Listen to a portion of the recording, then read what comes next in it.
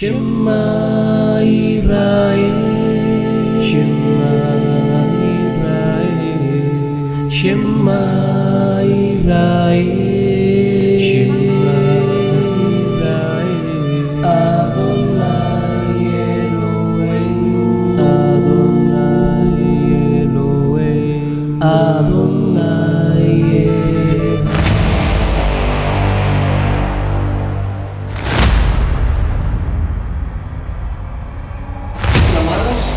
Y buenas noches para todos, que la paz de Cristo esté con ustedes en sus corazones. Que Dios les bendiga a todos los que se encuentran acá en los medios de comunicación. Sean ustedes bienvenidos. Como ustedes ven la diapositiva, dice la historicidad en la Eucaristía, ¿sí? Vamos entonces a empezar con este tema muy importante para la Iglesia, mostrándolo desde un concepto de historicidad o de la historia, ¿sí? Nosotros ya sabemos que cada 8 días, el primer día de la semana, como dice Hechos capítulo 20, versículo 7, la Iglesia se reunía el primer día de la semana, ¿cierto? Y se reunían especialmente para compartir un ágape, ¿sí? Lo cual era históricamente el sábado por la noche. Y luego compartieron lo que llama la Eucaristía, la Santa Cena, que era la reunión de los creyentes recordando que Jesús resucitó el primer día de la semana, ¿sí? Entonces damos gracias a Dios que nosotros como Iglesia de Cristo estamos digamos cumpliendo con ese mandamiento, como lo dice la palabra, ¿cierto? Por la misma misericordia de Dios. Pero hoy vamos entonces a mirar este tema con un poco de ojos más profundo. Ya ustedes pueden ver que la Eucaristía proviene de la Iglesia primitiva. Cuando hablo de Eucaristía es de la misma palabra, la Santa Cena, ¿sí? La práctica, las gracias que daba el pueblo de Dios para este día por el sacrificio de nuestro Señor Jesucristo. Hoy vamos a leer unos pasajes de un documento muy antiguo que llama la Didache, ¿sí? También vamos a ver algo de cómo se reunía la iglesia primitiva el primer día de la semana, y la Eucaristía también vamos a mirar una parte que es el centro de la fe cristiana, ¿sí? Aparte del dominical, de todo lo que se hace en el dominical, usted sabe, la predicación, el estudio, el recoger ofrendas, todo muy bien, pero el mensaje central, el principal mensaje del domingo es que la Santa Cena. Alrededor de la Santa Eucaristía es que se vienen otros actos dentro de los cuales vamos a mirar. Entonces, cuando nosotros vamos a tocar acá el tema de la Santa Cena el domingo, ¿cierto? Muchos vamos a pasajes como lo dice la palabra, ahí en Marcos capítulo 14, solamente estoy repitiendo, ¿sí? Desde el versículo 12 al 25, es un texto que habla de la institución de la Cena del Señor. También lo podemos encontrar en el Evangelio de Lucas capítulo 22, del versículo 7 al versículo 23. También aparece la Santa Cena en el Evangelio de Juan, desde el capítulo 13, del versículo 21 al versículo 30. Y nosotros, especialmente aquí en la Iglesia de Cristo, utilizamos mucho Primera de Corintios capítulo 11, desde el 23 al versículo 26. Pero también se encuentra Juan capítulo 6. Si nos da el tiempo, vamos a leer unos versículos de Juan capítulo 6 y otros versículos. Entonces vamos a introducirnos diciendo de que la Eucaristía, ¿sí? La Eucaristía es la práctica central del cristianismo primitivo, ¿ok? Y no surge como una invención tardía de la Iglesia, ¿sí? Porque muchos dirían, no, es una práctica nueva, que las denominaciones posiblemente en el tiempo lo utilizaron. No, no es así. Es una práctica histórica de las más antiguas que existen dentro del mismo cristianismo. Entonces, sí, se puede ver como una tradición profundamente arraigada en la memoria histórica de los primeros discípulos de Jesucristo. Ellos así lo tomaron del mismo Jesús. Los últimos días de su vida aquí en la tierra, la última cena, ¿sí? El Señor hace la apertura en la Pascua, y el Señor va a comenzar a ligar lo que antes se conocía en Israel como la Pascua judía, va a comenzar a ligar todo eso, ¿sí? Lo que se llama hebraísmos, al mismo cuerpo y a la sangre de Él, que era el mismo sacrificio, que era la misma muerte, la misma sepultura y la misma resurrección que se iba a dar luego, ¿sí? Entonces, posiblemente los apóstoles, cuando Jesús estaba con ellos con vida, en Mateo capítulo 26, del versículo 17 en adelante, posiblemente ellos no estuvieran entendiendo cuando el Señor les estaba explicando estas cosas. Por eso es que creemos que después de la resurrección de Cristo, los apóstoles, los discípulos comenzaron a recordar. Estas eran las palabras, ahora entendemos lo que nos quería decir el Señor cuando estuvimos en la última cena, ¿sí? Pero eso se vino a dar fue después de la resurrección de Cristo. Ok, entonces los testimonios más antiguos indican que esta práctica estaba estrechamente vinculada con la última cena de nuestro Señor Jesucristo y sus discípulos. O sea, desde allá viene esta práctica, ¿sí? Interpretada no solo como un acto simbólico, no es solamente simbolismo o hebraísmos, ¿sí? Sino como un memorial vivo que articulaba la identidad de las primeras comunidades cristianas. O sea, las primeras comunidades cristianas, los primeros cristianos, se tienen registros históricos que hacían esta práctica desde prácticamente el año 33 en adelante. Okay. Entonces, desde una perspectiva histórica, la Eucaristía se convierte en un eje de continuidad entre el Jesús histórico y la praxis. ¿Qué es la praxis en el griego? En el griego es acción, obra o práctica, que se deriva del verbo praxo. Dejemos hasta ahí. Praxis, de la práctica. Ok. Entonces, para continuar, la liturgia de la iglesia naciente después del año 33 mostraba una notable coherencia entre los relatos neotestamentarios, estoy hablando de lo que está escrito en el Nuevo Testamento, y los escritos patrísticos o de la patrística o de los padres de la iglesia, que hoy vamos a ver también algo de patrística que habla sobre este tema de la Eucaristía. Ok, entonces la patrística, los padres de la iglesia, los que quedaron después de los discípulos, y la praxis y la práctica después del año 33 que quedó escrita en el Nuevo Testamento, todo va correlacionado, ¿sí? Todo va y dice lo mismo. Ok, entonces uno de los documentos más relevantes para comprender la práctica cristiana llamada Eucaristía en el siglo I, como vimos en la diapositiva anterior, es la Didache. ¿Qué es la Didache? La Didache fue un escrito que surge en el siglo I, ¿sí? También conocida como la enseñanza de los 12 apóstoles. Ajá. Este texto fechado generalmente entre finales del siglo I y comienzos del siglo II después de Cristo.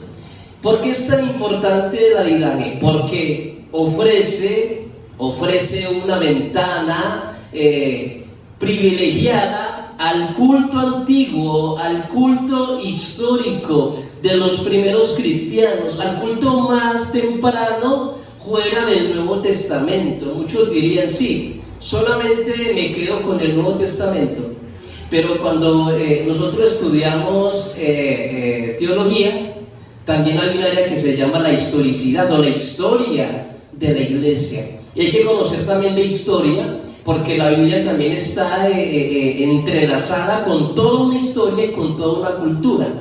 Entonces eso es lo que vamos a ver, unos libros extras que no están en el Nuevo Testamento, pero que nos van a ayudar a entender lo que les estoy diciendo. Entonces, este libro se llama como La Vidaje. Ok, entonces, la Eucaristía aparece allí como una acción de gracias. En el griego, Eucharistía, así se dice en el griego, ¿sí? Con oraciones específicas sobre el cáliz y el pan que reflejan una estructura litúrgica ya establecida.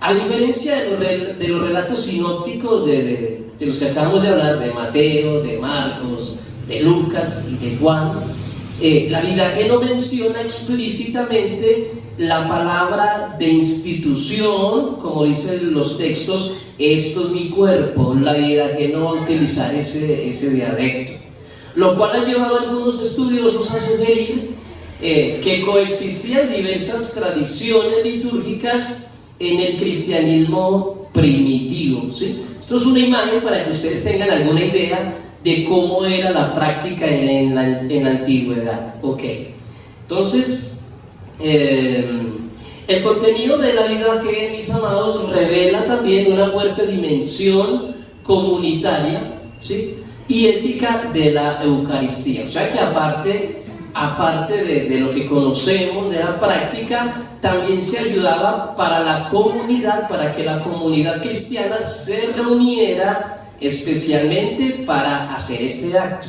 Se insiste en que solo los bautizados, esto dice la Vidaje, ¿sí? No lo digo yo, lo dice la Vidaje. Se insiste en que solo los bautizados pueden participar. Y se exhorta a la reconciliación previa entre los hermanos antes de ofrecer el sacrificio. O sea que antes de tomar la Santa Cena, dice la Vidaje que era la costumbre que los hermanos, antes de tomarla, hacían reconciliación con otros hermanos, se pedían perdón para poder hacer esta práctica. Interesante, ¿cierto? Entonces, este énfasis muestra que la Eucaristía no era entendida meramente como un rito, no solamente era un rito, ¿sí? Que muchos hoy en día la pueden ver como un simple rito, sino como una expresión tangible de la unidad de la iglesia. O sea que alrededor de la Eucaristía estaba la unidad de la iglesia, ¿sí? Interesante. Además, el lenguaje sacrificial presente en el capítulo 14 de la Vidaje sugiere una reinterpretación cristiana de las prácticas judías, como yo lo he explicado, ¿cierto? Recuerden que el Cordero de la Pascua viene de un contexto de Éxodo, de la salida de los israelitas, ¿cierto? Entonces, el Nuevo Testamento va a reutilizar todos los conceptos, pero va a colocar a Cristo como ¿quién? Como la Pascua, ¿sí? Entonces, particularmente en relación con el culto del templo también, lo que evidencia un proceso de continuidad y transformación del judaísmo del segundo templo. Ok, entonces los padres de la iglesia, después del siglo I, ¿sí? Ya vamos a introducirnos al siglo II, refuerzan la historicidad y la centralidad de la misma Eucaristía y de la vida cristiana. Vamos a hablar de uno de ellos, que es discípulo del mismo Juan el apóstol, el anciano Ignacio de Antioquía. Vamos a ver el que habla sobre este tema de la Eucaristía. El que decía, en sus cartas escritas alrededor del año 110 después de Cristo, describe la Eucaristía como la carne de nuestro Salvador Jesucristo, lo que indica una comprensión realista y profundamente encarnacional del rito. Este testimonio es crucial porque muestra que apenas una generación después de los apóstoles, o sea, en el siglo 100 en adelante, perdón, en el siglo 1, año 100, después de ahí en adelante, por medio de Ignacio de Antioquía, es muy importante porque va a decir de que la Eucaristía en ese tiempo ya era considerada un elemento esencial en la fe cristiana, o sea, siguió la Eucaristía, ¿sí?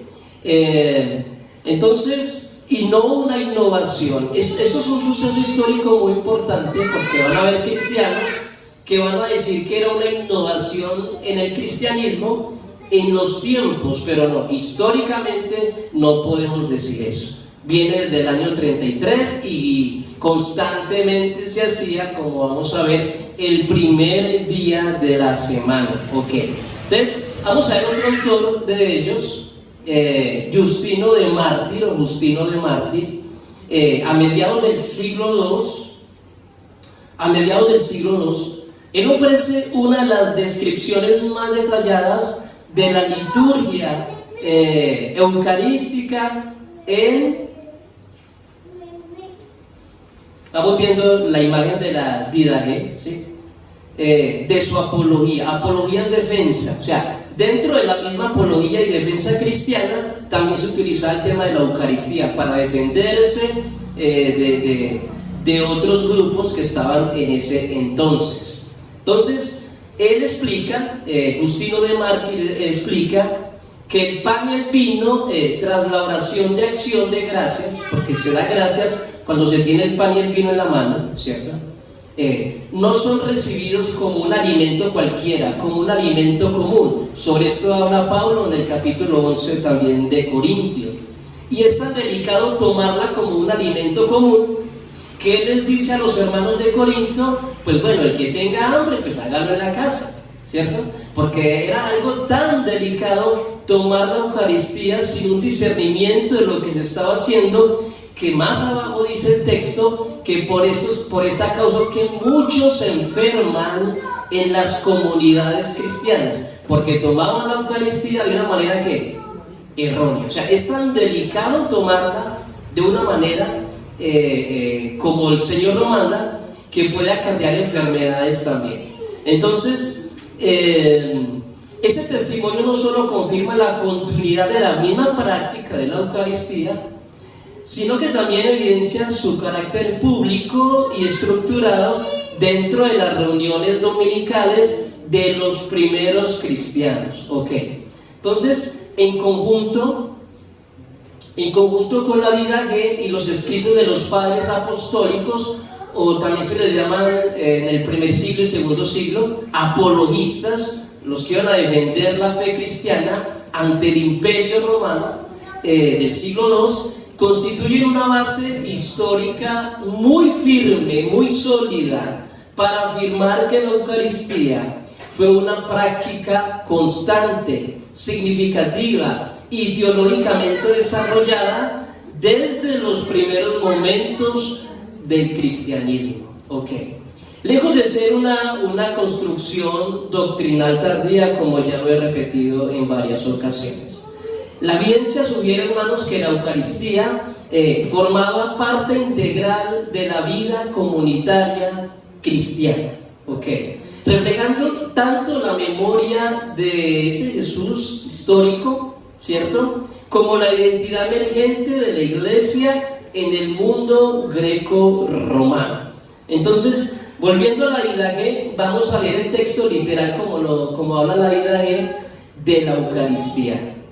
El testimonio de la Didache, como he dicho, constituye una de las evidencias antiguas sobre la práctica de la Eucaristía en el cristianismo primitivo más fuertes y más sólidas, ¿sí?, permitiendo observar con claridad la forma en que las primeras comunidades estructuraban su vida litúrgica, la liturgia, lo que hay que hacer el domingo, cuando nosotros nos reunimos como iglesia. El documento de la Didache describe de manera literal la oración eucarística. Voy a leerla, mis amados. Dice, esto está en los que quieren estudiar, en la Didache, capítulo 9, del 1 al 4. Dice así: en cuanto a la Eucaristía, dad gracias así. Primero sobre el cáliz. Te damos gracias, Padre nuestro, por la santa vid de David tu siervo, que nos diste a conocer por medio de Jesús tu siervo. A ti sea la gloria por los siglos. Sobre el pan partido te damos gracias, Padre nuestro, por la vida y el conocimiento que nos diste a conocer por medio de Jesús tu siervo. A ti sea la gloria por los siglos.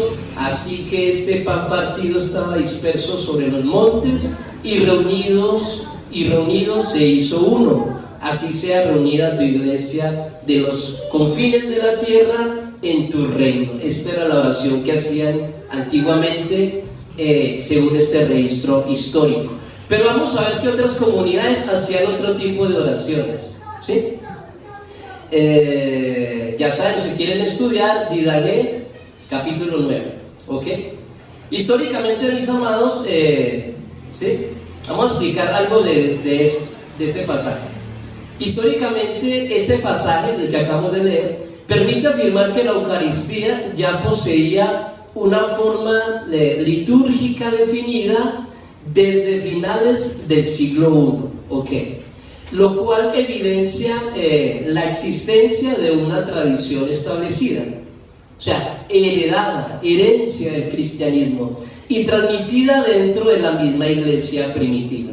La ausencia del relato de la institución indica que no todas las comunidades, seguían una única fórmula narrativa. Cada comunidad tenía una diferente fórmula, ¿cierto?, narrativa para expresar las gracias en el momento de la Eucaristía, sino que coexistían diversas expresiones dentro de esta oración litúrgica en torno a un mismo núcleo celebrativo, celebración, acción de gracias. Asimismo, el énfasis en la acción de gracias y en la unidad de la iglesia muestra que la Eucaristía era comprendida principalmente como un acto comunitario, ¿sí?, que configuraba la identidad del pueblo cristiano, antes de desarrollarse en formulaciones teológicas más sistemáticas. Esto vino después, la sistematización de todo el culto, ¿sí? Entonces, la misma fuente establece límites claros en cuanto a la participación. Miren lo que dice la Didagué, capítulo 9, verso 5, dice: que nadie coma ni beba de vuestra Eucaristía, sino los bautizados en el nombre del Señor, porque acerca de esto dijo el Señor: no deis lo santo a los perros. Tremendo, ¿cierto? Entonces, este testimonio revela que la Eucaristía era considerada primero una realidad, ¿sí?, sagrada, reservada solamente para los miembros exclusivos de la comunidad cristiana, solamente para ellos, y que estuviesen, ¿qué?, bautizados, como lo acabamos de leer. Entonces, desde el punto de vista histórico, esto indica la existencia de una estructura sacramental muy organizada, así como una conciencia clara sobre la santidad que había que tener para ejercer o estar en el mismo rito, ¿sí?, y en la necesidad de preservar su integridad dentro de la vida eclesial. Entonces, la dimensión ética y sacrificial de la Eucaristía aparece con mayor claridad en otro pasaje del mismo documento. Ahí mismo dice la Didagué, ya les digo el capítulo, no están copiando, ¿cierto? Didagué, capítulo 14, del 1 al 3, ¿sí? Dice: reunidos cada día del Señor. Interesante. Eso es muy importante para la iglesia de Cristo, porque eso sí es un dato histórico de que la iglesia primitiva se reunía, ¿qué día?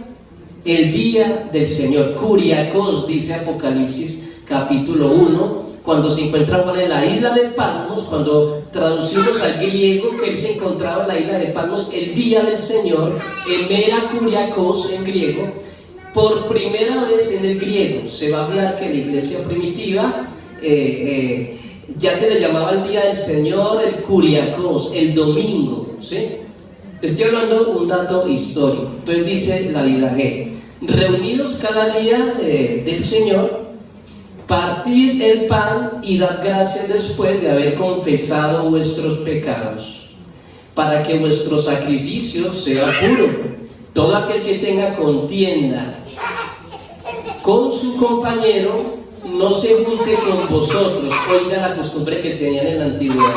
Si alguien tenía una contienda con otro hermano, no se podía juntar con la comunidad cristiana para tomar la Eucaristía. Imagínense cómo era de exigente. No se junte con vosotros hasta que se haya reconciliado, ¿sí? Para que no sea profanado vuestro sacrificio.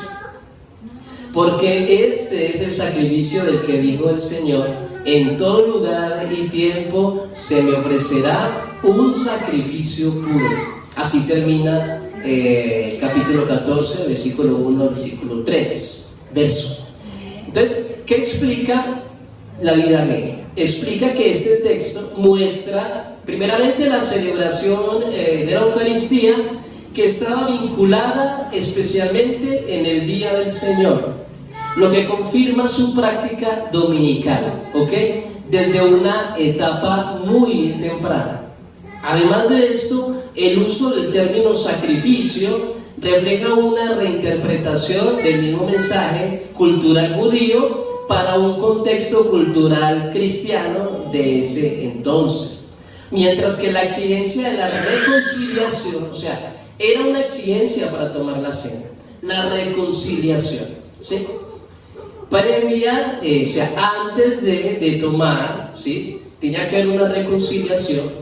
Evidencia la estrecha relación entre la ética y la liturgia en la iglesia primitiva.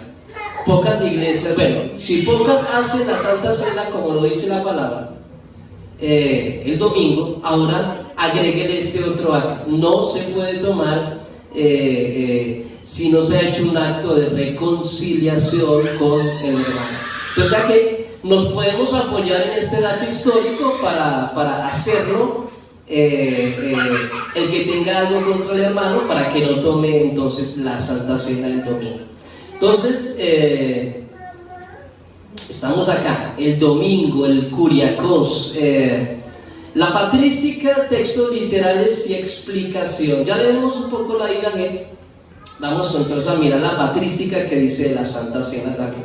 La comprensión de la Eucaristía en la IAG, como hemos visto anteriormente, encuentra continuidad en los escritos de los padres de la Iglesia también, quienes ofrecieron testimonios que refuerzan su centralidad en la vida cristiana. Ignacio de Antioquía, como lo dije anteriormente, él es discípulo directo del último de los apóstoles, de Juan el apóstol. Ignacio de Antioquía, ¿sí?, a comienzos del siglo II, afirma que fue lo que él escribió en su libro de Esmirniotas, capítulo 7, verso 1. Escribe lo siguiente: se abstienen de la Eucaristía y de la oración, porque no confiesan que la Eucaristía es la carne de nuestro Salvador Jesucristo, la cual padeció por nuestros pecados y que el Padre por su bondad resucitó. Sí. Ignacio de Antioquía, Esmirniotas, capítulo 7, verso 1. Okay. Entonces, este testimonio pone de manifiesto que la Eucaristía no solo era una práctica establecida, sino también un criterio doctrinal en medio de controversias teológicas. Históricamente se evidencia que la comprensión de la Eucaristía estaba ligada a la afirmación de la encarnación real de Jesús, ¿sí? En oposición a corrientes que se negaban a esto. Entonces, por su parte, vamos a ver a otro escrito de los padres de la Iglesia, Justino de Mártir, en la mitad del siglo II, ofrece una descripción detallada de la práctica de la Eucaristía. Ya lo voy a leer literalmente, ¿sí?, lo que él escribe.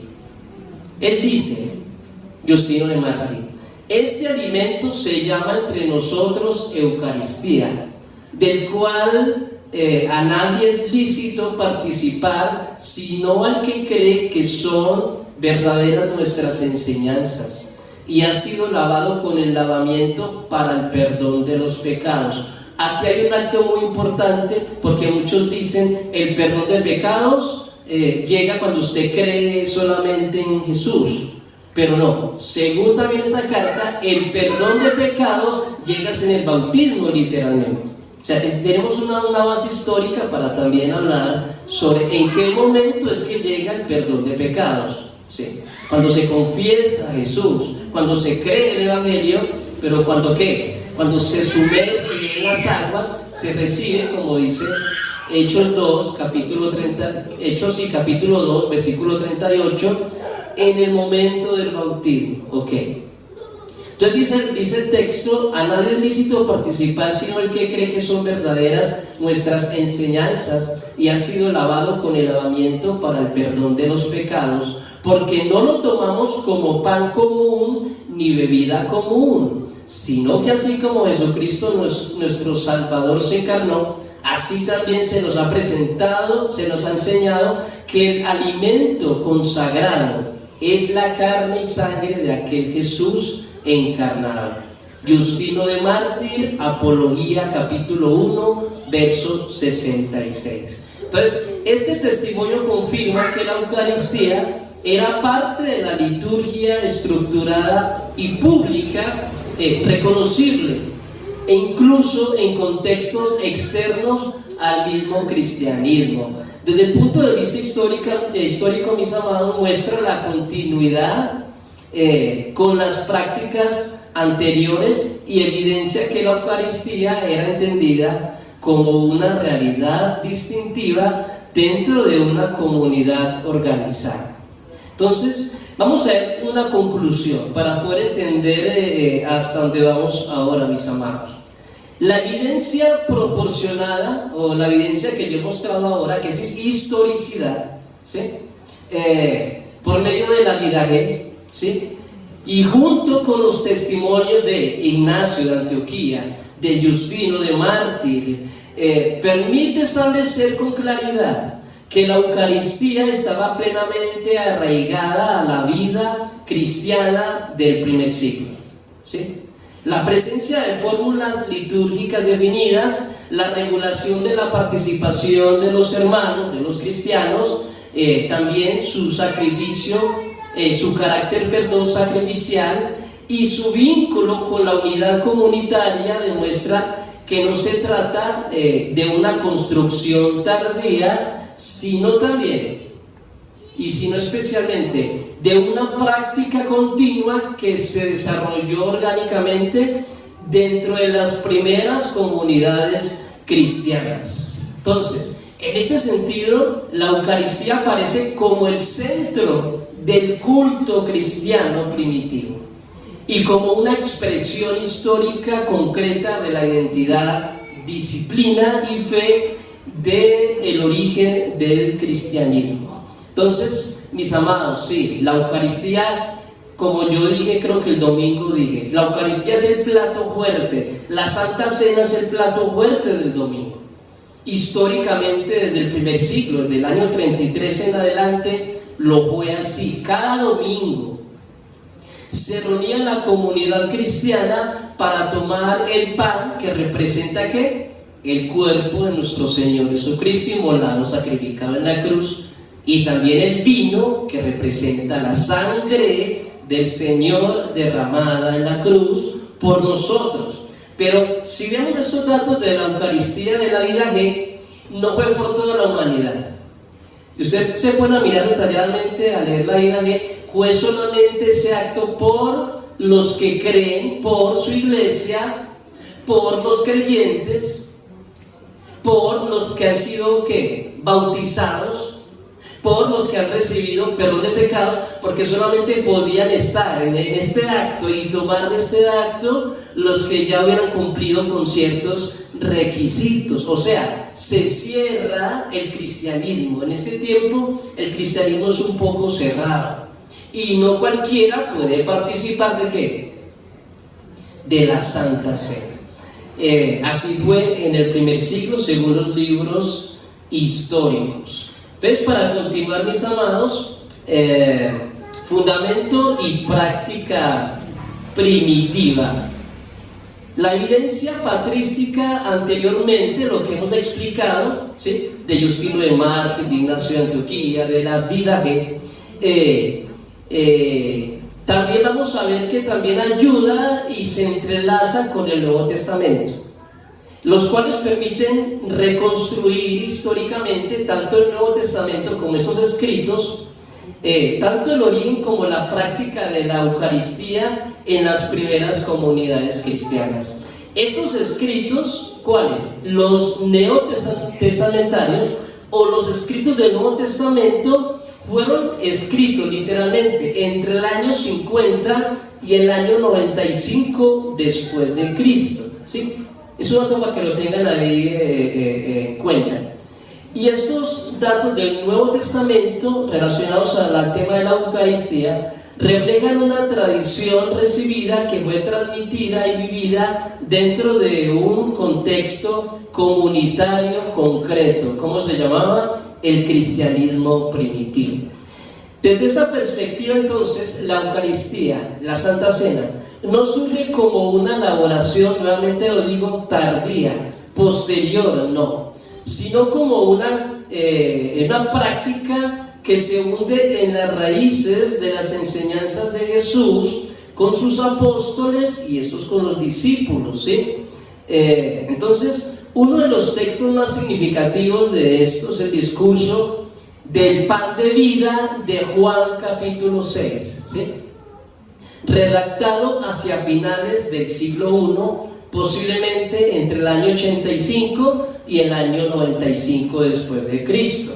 Entonces, allí se afirma en el pan de vida de Juan 6, dice Juan 6, versículo 48-51, no hay tiempo, pero voy a leer algo corto. Yo soy el pan de vida, el pan que yo daré es mi carne, la cual yo daré por la vida del mundo. Ok.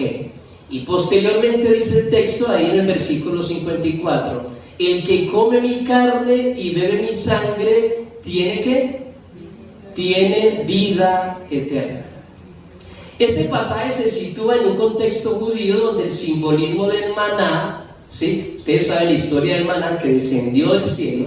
El Señor va a hacer un hebraísmo, porque ya el judío sabía ese concepto del maná cayendo del cielo que alimentó al pueblo de Israel. Ahora ese maná iba a ser ¿quién? El Señor Jesucristo. Ok, entonces, y también ahí se puede explicar la prohibición de consumir sangre, como lo fue en el Antiguo Testamento. En el Nuevo Testamento también es muy claro, en Hechos capítulo 15. También la comunidad cristiana del primer siglo no consumían ningún tipo de sangre, ¿sí? Estoy hablando como alimentación. Entonces, lo que hace aún más impactante del lenguaje de Juan 6, ¿sí?, utilizado por Jesús desde un enfoque histórico, teológico.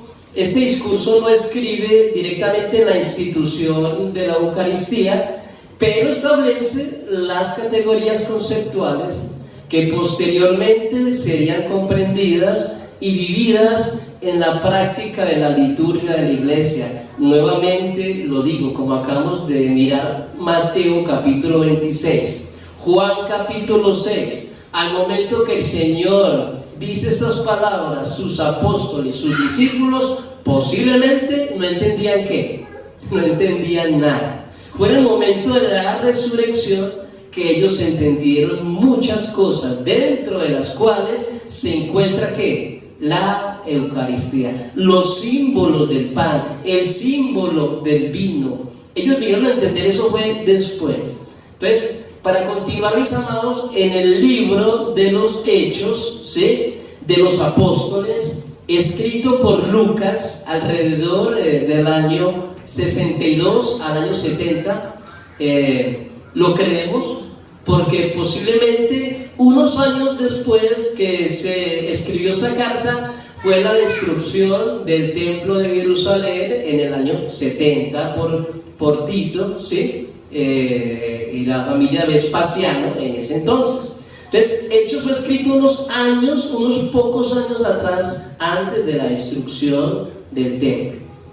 Entonces, allí se observa el contexto comunitario en Hechos, en el que se desarrolló la vida cristiana primitiva. Por eso es tan importante leer Hechos de los Apóstoles con una lupa, porque usted quiere conocer la iglesia primitiva, están Hechos de los Apóstoles.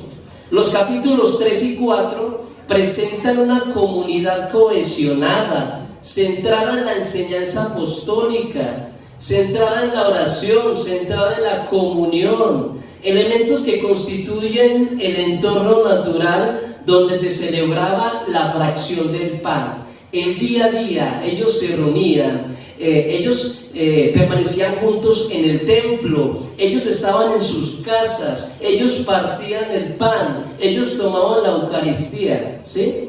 Aunque esos capítulos no escriben explícitamente, literalmente la Eucaristía, sí permiten entender el marco histórico y espiritual en el cual esta práctica tenía un lugar muy importante, en la coherencia con lo que posteriormente va a hablar la Didaché. Entonces, sí, ahora vamos a entender algo de Hechos capítulo 20, versículo 7. El testimonio más directo de la Biblia, el Nuevo Testamento, que va a hablar de la Santa Cena es Hechos capítulo 20, versículo 7. Ahí sí es literalmente que sí está hablando de la Santa Cena. El primer día de la semana, que dice el texto, reunían los discípulos para partir el pan. Pablo les enseñaba. Ok, si usted va a leer una traducción moderna, no sé, una NTV, una NBI, Dios habla hoy, va a ver que dice literalmente que Santa Cena. Tenga esto muy en cuenta, ¿sí? Entonces, este evento se sitúa aproximadamente cuando Pablo, está en Hechos capítulo 20, que va a Troas, ¿sí?, que se está listando para ir a Jerusalén. Este hecho se encuentra en el año 55 al año 58 después de Cristo. Pablo llega a Jerusalén en el año 58 después de Cristo, y en el año 58 es tomado en el templo y llevado para lo que se llama el cuarto viaje, pero sí va a ser llevado hacia Roma. Entonces, dentro del contexto del ministerio paulino, la expresión partir el pan es ampliamente reconocida por los estudiosos como una referencia a la Eucaristía. Ahora sí podemos decir directamente que Hechos capítulo 20, versículo 7, sí se está hablando de ¿qué? De la Eucaristía. Entonces, ¿por qué es tan importante este texto, mis amados? Lo que indica que ya existía una práctica establecida de la reunión dominical centrada en este acto, ¿sí? O sea, ya se reunía la iglesia primitiva el domingo para celebrar la Santa Cena, y era tan importante que usted lee ese capítulo y hay una combinación de enseñanza, porque Pablo enseña también ese día. Se queda hasta por la noche y se queda alguien dormido, se cae del tercer piso, pero están tomando la cena, es el acto principal de ese día, ¿sí? Entonces, vamos a ver, mis amados, que en la iglesia primitiva, como hemos visto, también en la Biblia, en Hechos capítulo 20, versículo 7, es muy importante este acto. Aquí otra vez veamos la Didaché, la Eucaristía, ok, ya estamos terminando. Entonces, el hecho de que Pablo prolongue su enseñanza, como acabé de decir, en este capítulo, hasta la medianoche, ¿qué sugiere esto? Sugiere que esta reunión tenía un carácter especial, muy especial, ¿sí? Posiblemente vinculada a una celebración de Eucaristía comunitaria. Este detalle histórico muestra que la Eucaristía no era un rito aislado, sino parte de una experiencia integral que incluía enseñanza, que incluía comunión, que incluía adoración. ¿Sí ve que todo está reunido en el mismo acto? ¿Sí? Entonces, hermanos, esta dinámica coincide con la práctica descrita en la Didaché, y también coincide con la práctica que nosotros hacemos los domingos. Los domingos, ¿qué hacemos? Tenemos una enseñanza, ¿cierto? tenemos la comunión, que es la Eucaristía, tenemos adoración. O sea, lo mismo que Pablo hace en Hechos 20, allá en Troas, lo mismo es lo que nosotros hacemos, ¿qué día? El domingo. Ok. Entonces, el testimonio más antiguo sobre la institución también de los Hechos, pero también hay otro dato también muy antiguo, que se cree que es el más antiguo, es el que está en 1 Corintios capítulo 11, del versículo 23 al versículo 26. Este libro fue redactado alrededor del año 54 al 55 después de Cristo. Por eso lo acabo de decir. Es el acto más antiguo descrito después de que el Señor parte, ¿sí? Literalmente, de la iglesia primitiva. Porque fue un libro, Corintios, fue un libro escrito antes que Hechos de ¿qué? De los apóstoles. Entonces, donde Pablo afirma, porque yo recibí del Señor lo que también nos enseñaron. Esta declaración es fundamental desde el punto de vista histórico, ¿sí? Porque el Señor ya enseñó algo. El Señor ya había enseñado a los apóstoles algo. Y los apóstoles están haciendo lo mismo, están enseñando algo que el Señor les enseñó. O sea, esto está siendo transmitido oralmente de discípulo a discípulo, ¿cierto? La Eucaristía. Esto es lo que Pablo les está haciendo a los hermanos de Corinto, ¿sí?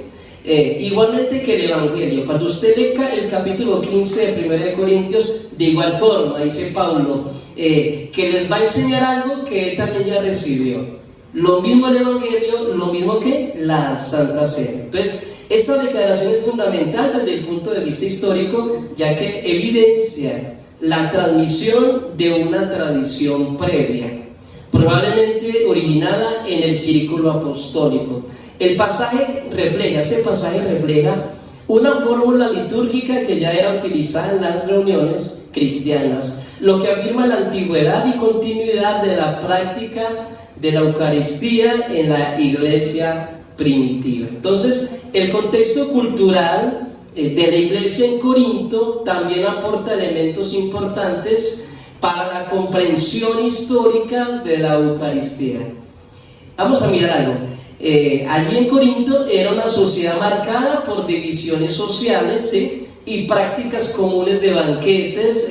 Pablo corrige los abusos que se estaban dando en esta comunidad. Esta es la carta de primera y segunda de Corintios. Pablo tratando de corregir un poco de cosas que estaban haciendo los hermanos de esta iglesia, por la misma comunidad, por la misma ciudad, por la misma cultura en lo que ellos vivían en ese entonces. Entonces, Pablo corrige los abusos que se estaban dando en la comunidad, subrayando que la Santa Cena del Señor no debía ser tratada como una comida cualquiera, como una comida ordinaria. Entonces, esta exhortación del apóstol Pablo a sus discípulos allí en este lugar muestra que la Eucaristía era entendida como un acto sagrado que exigía discernimiento, ¿sí? Que exigía unidad, que exigía perdón entre los hermanos, en plena concordancia con la disciplina eclesial observada en los textos más antiguos de la Didache. Entonces, en conjunto, ya para ir terminando, mis amados, los textos de Juan, ¿cierto?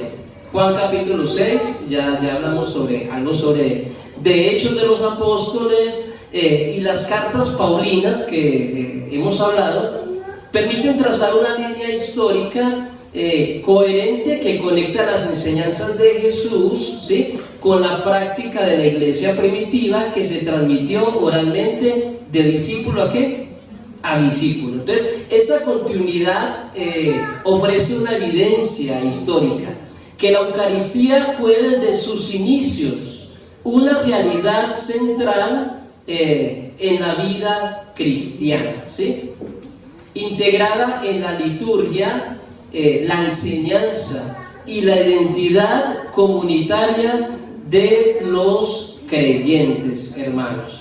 Entonces, de esta manera hemos visto especialmente que la Eucaristía, ¿sí?, se realizaba el primer día de la semana, ¿sí?, y que la iglesia primitiva lo hacía. Nosotros como iglesia de Cristo podemos tomar estos datos históricos de la misma ¿qué? ¿De qué libro? De la misma Didache, ¿cierto? De Ignacio de Antioquía, de Justino de Mártir, de esos apologistas cristianos. Ahora, vemos que nosotros somos de las pocas comunidades cristianas que lo hacen hasta el día de hoy. Pero la mayoría de los cristianos, o hablemos de otras comunidades cristianas, la mayoría no lo hace, ¿cierto? Entonces, gracias al Señor, nosotros hemos comprendido aquí en la Iglesia de Cristo, y se ha transmitido oralmente, de que esta práctica lleva miles y miles de años dentro de la misma comunidad cristiana. Entonces, eso debería nosotros, como miembros de la Iglesia, de sentirnos ¿qué? De darnos felicidad, de decir, wow, entonces estamos en el lugar, ¿en el lugar qué? Correcto, porque estamos haciendo la práctica central del cristianismo. O sea, el eje central del cristianismo, después de que el Señor parte, es la Santa Cena del Señor. Y si nosotros como iglesia lo estamos haciendo el primer día de la semana, como lo hacían los primeros cristianos, entonces eso quiere decir que gloria al Señor, estamos muy bien, estamos haciendo lo que hacían las primeras comunidades cristianas. Yo creo que de esta manera, cuando vengamos el domingo, vamos a venir ¿con qué? Con felicidad, vamos a venir con gratificación, acción de gracias al Señor. Vamos a venir felices, comprendiendo, discerniendo que los elementos que colocamos en este lugar no es cualquier comida, es ¿qué? Representan, simbolizan.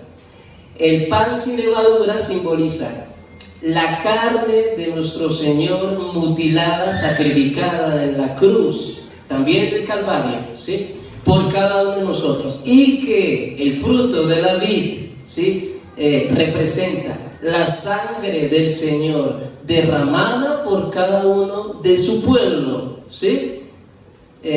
Algo demasiadamente grande, gratificante para el pueblo de Dios. Entonces, mis amados, esto era el estudio de esta noche. Esperamos que la historicidad de la Eucaristía quede grabada en su corazón, y que cuando usted vaya a Hechos 20, cuando usted vaya a Juan 6, cuando usted vaya no sé, a Marcos capítulo 14, a Lucas capítulo 22, sepa que el acto de la Santa Cena es el acto principal en el cristianismo, y siempre fue lo que marcó la diferencia entre los cristianos primitivos de otras sectas que se encontraban en ese entonces. Entonces, mis amados, un gusto haber estado con ustedes en esta noche. Que el Señor me los bendiga y que la paz de Cristo esté con ustedes en sus hogares. Que Dios les bendiga.